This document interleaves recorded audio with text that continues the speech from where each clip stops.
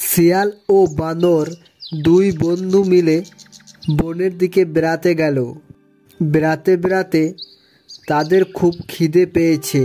তাই শিয়াল বলে, বন্ধু, আমার খুব খিদে পেয়েছে। এতক্ষণ ধরে তো এদিকে ওদিকে ঘুরলাম, কিন্তু কোনো খাবার চোখে পড়লো না। চলো দেখি সামনের দিকে কোনো খাবার পায় নাকি। এই বলে সামনের দিকে যেতেই তারা একটি ইঁদুরকে দেখতে পেল।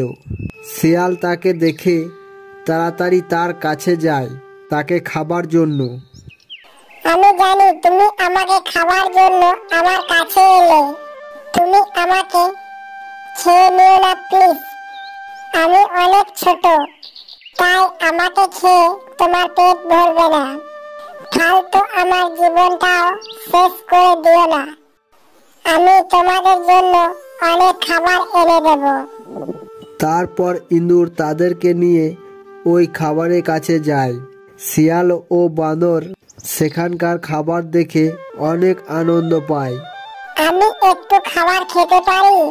তখন শিয়াল ভাবলো, এ তো অনেক ছোট, একটু খাবার খাবে বলছে খাক, এখানে তো অনেক খাবার।